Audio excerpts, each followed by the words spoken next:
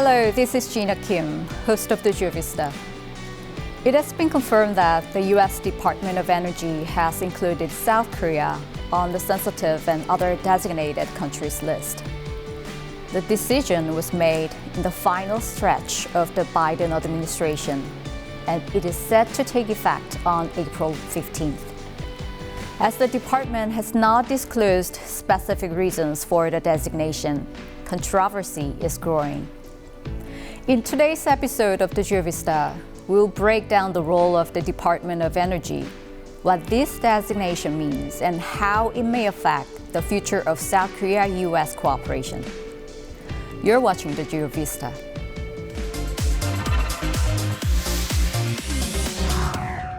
The United States greatly values the close relationship we have with the Republic of Korea on scientific research collaboration, and we look forward to continued robust cooperation. I have to refer you to the Department of Energy, all right? So that's the Department of Energy designation. While expressing a desire to continue scientific cooperation with South Korea, the U.S. State Department declined to comment directly on the sensitive country designation, noting that the matter falls outside its jurisdiction. This response highlights a key feature of the U.S. federal system, where various executive departments operate independently, each playing a crucial role in its own domain. When it comes to diplomacy and national security, the two most prominent agencies are the State Department and the Department of Defense. The State Department is responsible for U.S. foreign policy and international relations. It advances America's national interests in security through diplomacy, managing a global network of 271 diplomatic missions. Its core mission is to promote international cooperation and sustain a global order aligned with U.S. values and leadership. The Department of Defense oversees the nation's military operations, including the Army, Navy, Air Force, Marine Corps, and Space Force. It also includes four major intelligence agencies: the Defense Intelligence Agency, National Security Agency, National Geospatial Intelligence Agency, and National Reconnaissance Office. Together, these components form the backbone of U.S. national security and contribute significantly to global peace. While the state and defense departments protect the U.S. from the front lines of diplomacy and national security, other departments play equally vital roles behind the scenes, namely the Treasury Department and the Department of Energy. The primary mission of the Treasury Department is to safeguard the strength and stability of the U.S. dollar. It supervises, oversees domestic and international economic activity, manages financial markets, and administers tax collection and government spending. In addition, it plays a powerful role in identifying and neutralizing threats to national security, such as terrorists and criminal organizations. It was the Treasury Department that took the lead in imposing sanctions following North Korea's fifth nuclear test. North Korea is an enormous challenge. We are going to do everything we can to try and keep the pressure on North Korea. It's unacceptable for North Korea to have a nuclear weapon, and we will continue to sharpen financial tools as we can. The goal is to change the policy. Always with sanctions, the goal is to change the policy. So then, what exactly is the Department of Energy, which is at the center of this controversy over South Korea's designation as a sensitive country? The U.S. Department of Energy is a federal agency established in 1977. It oversees national energy policy with key roles including strengthening energy security, advancing scientific research and innovation, and ensuring the safety of U.S. nuclear arsenal. Through its National Nuclear Security Administration, the DOE plays a central role in nuclear nonproliferation. Historically, the Department of Energy has played a critical part in both national security and cutting-edge scientific research. Its predecessor, the Atomic Energy Commission, led the Manhattan Project during World War II, which developed the world's first nuclear weapons. During the Apollo era, the DOE worked with NASA to develop space exploration technologies. In the 2010s, it even succeeded in conducting subcritical nuclear tests using the world's largest X-ray generator, the Z machine, allowing for weapons testing without actual nuclear explosions. Given its role in handling highly sensitive technologies and research, the DOE manages a list of sensitive and other designated countries list based on considerations like national security, nuclear nonproliferation, regional instability, threats to economic security, and support for terrorism. At the center of this mission are export controls and research security policies. That means the DOE monitors not only countries suspected of nuclear weapons development, but also those that have violated export control regulations or are seen as hostile to U.S. interest. The goal is to encourage international cooperation while preventing the misuse of sensitive technologies for illicit or adversarial purposes. Countries on the list are categorized by level of risk. At the highest level of the list is state sponsors of terrorism, which includes North Korea, Iran, Cuba, Syria, and Sudan. Due to concerns over nuclear programs and terrorism support, these nations face extreme restrictions on energy and nuclear technology exchanges. For instance, after the 2019 attack on Saudi oil facilities, the U.S. pointed to Iran as the orchestrator, prompting the DOE to take further action.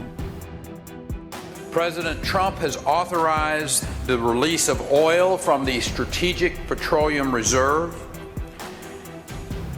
if that is needed, and my department stands ready to respond.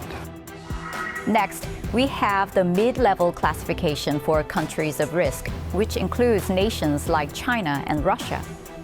China is viewed as a country requiring special caution due to concerns over technology leaks, and as a result, cooperation in advanced fields such as AI and quantum computing is heavily restricted. In the case of Russia, regulations have been further tightened since the invasion of Ukraine, leading to the suspension of most collaboration in nuclear and energy-related technologies. At the lowest level of classification are countries referred to as other designated countries. This category reportedly includes India, Israel, Pakistan, and Taiwan. These countries are not subject to strict restrictions, but the Department of Energy advises heightened caution when engaging in certain technologies or research partnerships. South Korea has been placed in this group, which suggests that the level of restriction will be relatively limited. However, many experts are concerned that this move could strain the U.S.-South Korea alliance and pose risks to South Korea's high-tech sector. Well, it is technically possible for South Korea's designation to be reversed through diplomatic negotiations. Given the current complexity of global affairs and the intensifying competition over technological supremacy, such negotiations are expected to be far from easy. That's why it is more important than ever to closely and precisely analyze the motives and background behind the Department of Energy's decision to designate South Korea as a country of concern, as well as the broader implications this action may have.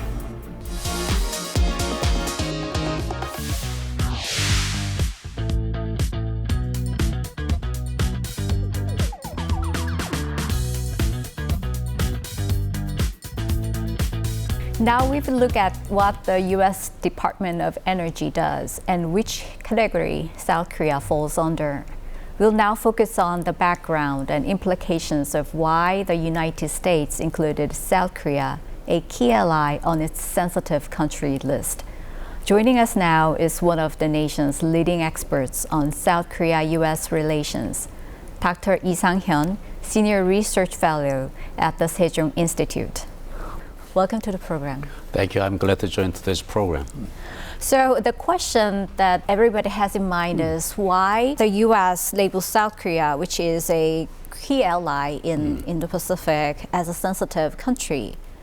Well, especially this happened during the Biden administration, not a Trump administration. So are there any reasons publicly disclosed so far? Well, first of all, it's quite a surprise and also embarrassing to see why Biden administration put South Korea on the sensitive country list. Because generally, Yoon Suk-yeol administration and Biden administration maintained a good relationship on most of the issues. There was some speculation on the Korean media whether South Korea's December 3 President Yoon's martial law incident and following domestic political chaos, and also increasing voice inside Korea about independent nuclear weapon program. So I think that's kind of all combined, and also that was the media speculation. But officially, U.S. government told that it's not a policy issue. Instead, violation of a security procedure was the key reason that DOE put South Korea on the sensitive country list, meaning that South Korea needs a special consideration in DOE internal review process or working together on sensitive issues. Still, we don't hear much about what is the behind the story about U.S. DOE's decision. But I believe it's a kind of a warning signal for South Korean government, meaning that in the future, South Korea should respect any security-related procedures. And also, the U.S. may be watching Korea because of many other reasons. I believe some concern about the nuclear proliferation because the South Korean public has a high proportion to support the South Korean independent nuclear weapon program. So that's the kind of background that I can conjecture. So if the designation stands, what kind of restrictions can we expect? Because currently we have 123 agreement with the U.S., so especially in the area of nuclear energy cooperation, what parts of the agreement will be at risk? Well, think about a sensitive list, kind of meaning that South Korea has become a state of concern for some national security reason. South Korea is on the watch list, meaning that working together in a sensitive area like a nuclear cooperation, South Korea may be reviewed with a more strict standard and procedure. So think about South Korea, U.S. and nuclear cooperation. We have a 123 agreement, the so-called 123 agreement, which is name came from 1954 U.S. Nuclear Act, Article 123 specifically mentions some of the requirements for nuclear cooperation between Korea and United States. So U.S. and Korea has now a nuclear cooperation agreement. The last time it was revised was the 2015. On that revision, both parties agreed to set up HLBC, High-Level Bilateral Commission, to further discuss some of the common concern about nuclear cooperation.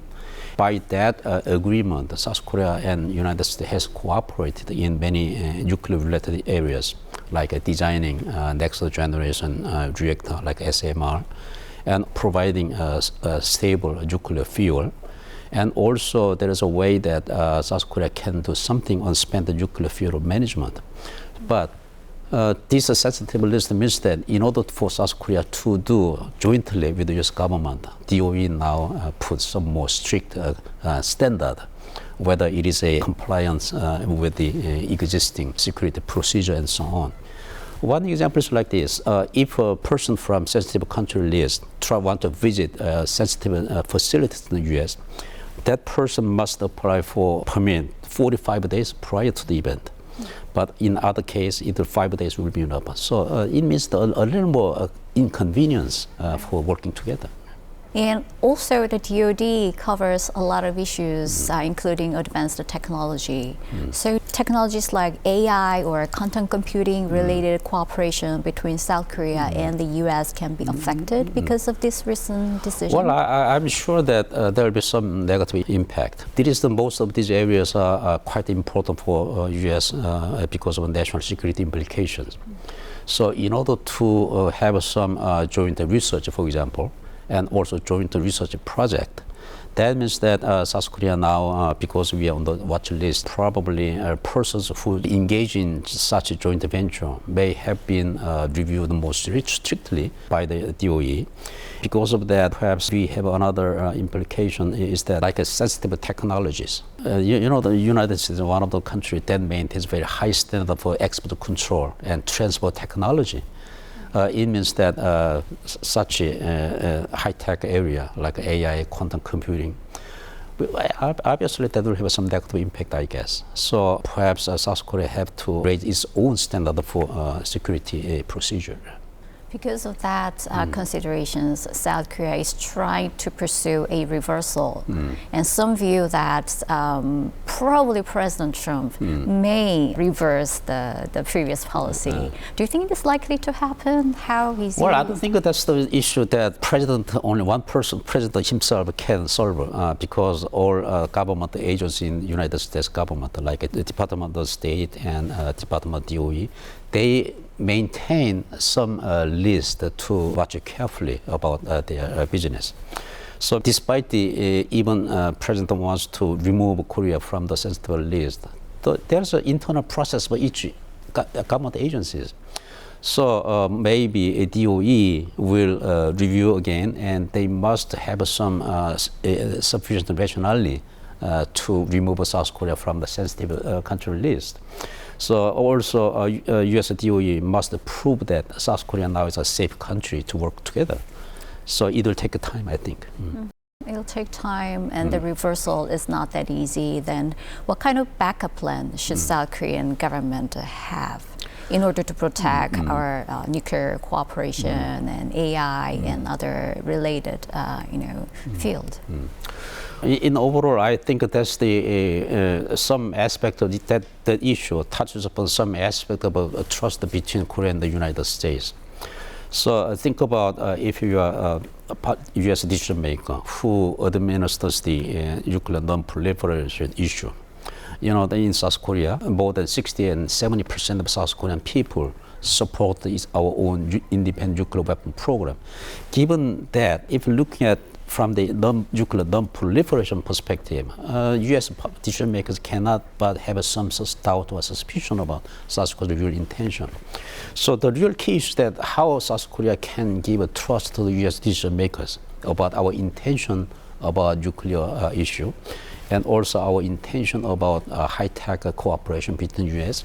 So in a sense, it's again coming back to the issue of trust, the fundamental trust between two governments.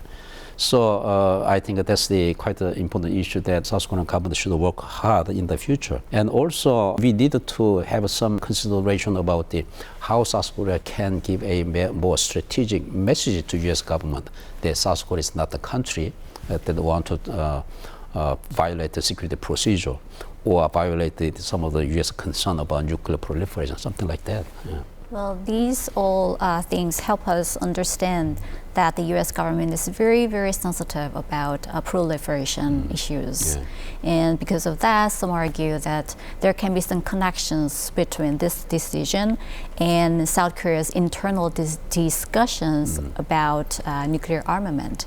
Do you think this decision may have an impact on South Korea's discussions one way or another? Well, obviously, I see there may be some negative impact of South Korean discussion. Right now, as you know, there are many controversy inside Korea about nuclear options. Some people argue that South Korea should have our own nuclear weapon. Or below that level, some people claims that U.S. tactical nuclear weapons should be redeployed on the Korean territory. Or some people argue that we must have some sort of nuclear sharing agreement between, which is similar to NATO system. And below that, some people argue the so-called nuclear latency, which means that we have to acquire technology to quickly develop nuclear weapons like nuclear enrichment or reprocessing of spent nuclear fuel. Well, other than that, most of the people support the current system of the nuclear extended deterrence by the U.S. So South Korea's real intention is not develop nuclear weapon. Instead, our purpose is to continue peaceful use of nuclear energy. So we must prove that government policy should reflect our real intention about the nuclear issue. We should prove our genuine intention to continue peaceful use of nuclear energy, not making nuclear bomb. That's our goal. I think that's the government responsibility to persuade the U.S. government. It's kind of unfortunate that, as you know, right now South Korea is in deep political turmoil. I hope that even though we are in quite an uncertain era, if you look at the global situation, because of the Trump's second-term influence, everything is in a very chaotic situation. Trump is shaking everything that existed so far. He is throwing away rule-based international order. And he also does not respect the allies and partners, and he tried to maximize U.S. national interest only. So that's the current situation. And we don't have a good command-in-chief. Meaning that South Korea is not in the position to make a good decision and good reaction to a changing global environment. And also, DOE's sensitive country list is something that very high-level politics is necessary. So either summit to summit, president to president level, or higher level discussion is necessary, but at this moment we don't have that capacity because of the domestic political situation. But nevertheless, each government agency, like a industry department and any government agency that has responsible to do with dealing with the U.S. side, should work hard and try hard to maintain business as usual. I think that's what this government should do for the time being. There should be concerted efforts to limit the fallout and also to ensure that escalating tension between the U.S. and South Korea may not happen in the coming months and years. Thank you for your time. Thank you. It was my pleasure.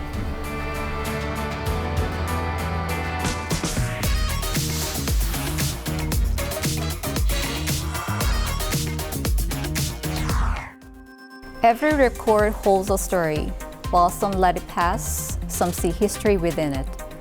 Let's discover yet another perspective through the lens of images with me.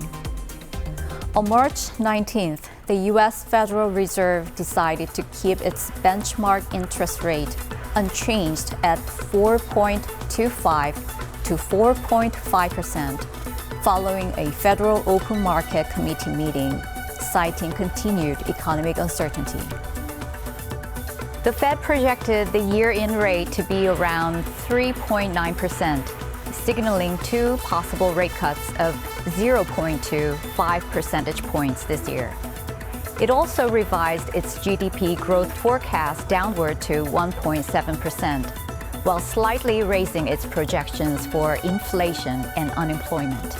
This decision reflects growing confidence that inflation is cooling, yet also a rising concern about slowing economic momentum. Whether the Fed can successfully steer the economy toward a soft landing, curbing inflation without triggering a recession remains to be seen.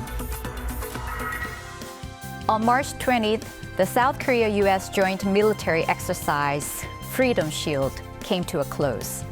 This year's training focused on strengthening combined defense readiness and enhancing capabilities in multi-domain operations.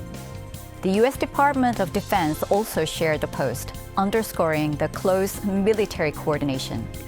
Notably, the exercise involved integrated operations across land, sea, air, cyber, and space, aligning with the evolving nature of modern warfare. It also likely sent a strategic message not only to North Korea, but to China and Russia, underscoring the depth and adaptability of the alliance. On March 12th, President Trump expressed displeasure during a press conference in response to a VOA reporter's question. Just 2 days later, he ordered the dissolution of the VOA's parent organization, placing more than 1,300 employees at risk of dismissal. The White House defended the move, claiming VOA was biased against Trump and leaning left. However, the media industry has pushed back, calling it an attack on press freedom aimed at silencing critical reporting. Domestically, this could further intensify political polarization and raise alarm over the independence of publicly funded journalism. Globally, concerns are mounting that such actions may weaken America's soft power.